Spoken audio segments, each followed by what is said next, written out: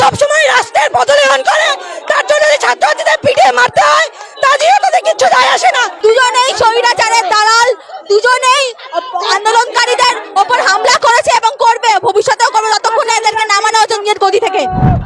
মমতা বন্দ্যোপাধ্যায়ের পুলিশ আজকে বাংলাদেশ দূতাবাসে যেতে দিল না, এটা প্রমাণ করছে মমতা হাসিনা সমস্ত স্বৈরতান্ত্রিক সরকার ছাত্রদের আওয়াজকে ভয় পায়। আমরা বলছি স্বৈরতন্ত্রের বিরুদ্ধে ছাত্রছাত্রীদের লড়াই চলবে, বাংলাদেশে হোক কি পশ্চিম বাংলায়, শেখ হাসিনা হোক কি মমতা বন্দ্যোপাধ্যায় কি নরেন্দ্র মোদী, ছাত্রছাত্রীদের লড়াই চলছে, চলবে। আজকে আপনারা দেখতে পাচ্ছেন মমতা সরকার বিন্দু মাত্র কোনো তাদের খেয়ালি নাই, খাম খেয়ালি আছে। একই জিনিস যেটা হাসিনা সরকার করে সেটা এখানে মমতা সরকার করছে। এটা তো মানে স্বৈরাচারদের মতন বিহেভিয়ার চলছে। আমরা এখানে একটা শান্তিপূর্ণ প্রোটেস্ট করতে এসেছি, এখানে দাঁড়িয়ে আমাদেরকে মেয়েদেরকে পর্যন্ত হাত ধরে ভ্যানে তুলে দেওয়া হচ্ছে, আর এটাও বলা হচ্ছে যে উঠে পড়ুন, পরে ছেড়ে দেবো। এটাকে কেঁচু ধরে মানুষ নিয়ে যাওয়া হচ্ছে। আপনাকে কি সরকারকে দেখাতে হবে যে কতটা মানুষ আপনি নিয়ে যেতে পেরেছেন? দুজন তো সেম, ওরাও স্টুডেন্ট হত্যা করে, এখানেও স্টুডেন্ট হত্যা করে। এখানে সকালে আমরা শান্তিপূর্ণ একটা আন্দোলন করতে নেমেছিলাম, এখানে যদি এরকম ভাবে ব্যারিকেড দিয়ে ছেলে মেয়েদেরকে ওপর তুলে নেওয়া হয় তাহলে দেশেরটা কি হবে? কারা দাঁড়াবে বাংলাদেশের স্টুডেন্টদের পাশে? আবু হত্যার আমরা সঠিক জাস্টিস চাইছি, আর যা যা চলছে আমরা শান্তিপূর্ণ যাতে করে আমাদের আন্দোলনটা করতে দেওয়া হয় এটা দাবি রাখছি। আমার নাম আহেলি। ছাত্র সমাজের বিরুদ্ধে এরকম অত্যাচার চলছে, আমরা এটা মানছি না। এটাই বাংলাদেশের যে ছাত্র সমাজ তাদের উপর যে অত্যাচার চলছে, তাদেরকে নির্বিচারে হত্যা করা হচ্ছে।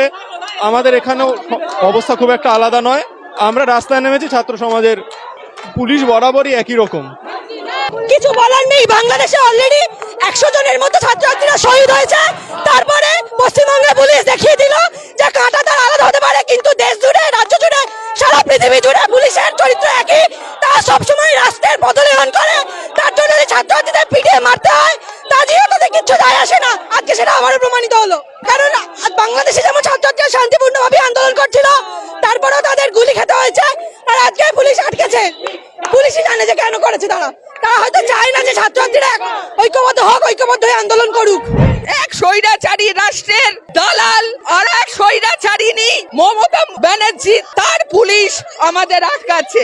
সুতরাং স্বৈরাচারীতে এদের মধ্যে কোনো ফারাক নেই, বিশ্ব রাজনীতিতে আন্তর্জাতিক ভাবে দালালিতে এদের কোনো ফারাক নেই। এরা প্রত্যেকেই ছাত্র হত্যাকারী, এরা প্রত্যেকেই কিন্তু শ্রমিক কৃষকের খুনে তারা হাত রাঙাচ্ছে।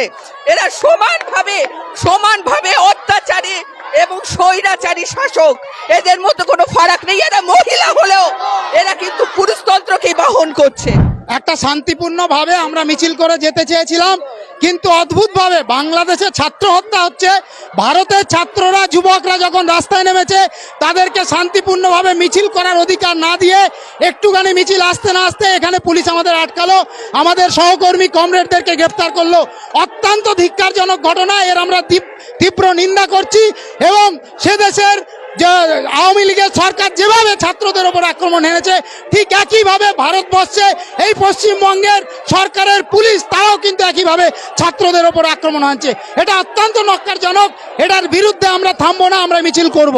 ওপার বাংলার এপার বাংলার পুলিশের কোনো পার্থক্য দেখছেন? কোনো পার্থক্য নেই, শাসকের একই রং।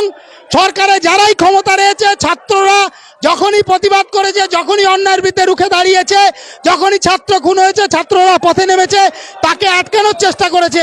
ফলে এই ঘটনা প্রমাণ করে যে কি বাংলাদেশ কি ভারত, সমস্ত শাসকের পুলিশ এক, সমস্ত প্রশাসন এক।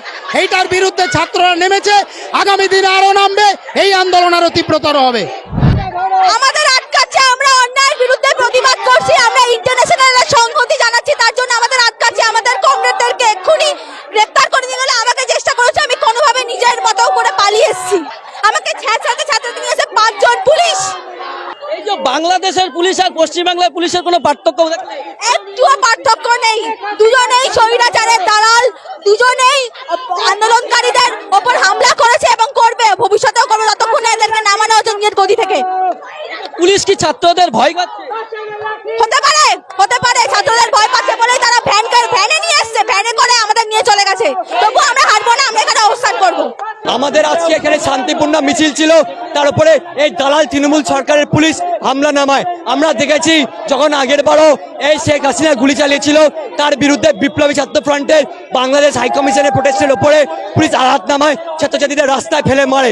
আজকে আবার এই পুলিশ যে একই কাণ্ড করছে।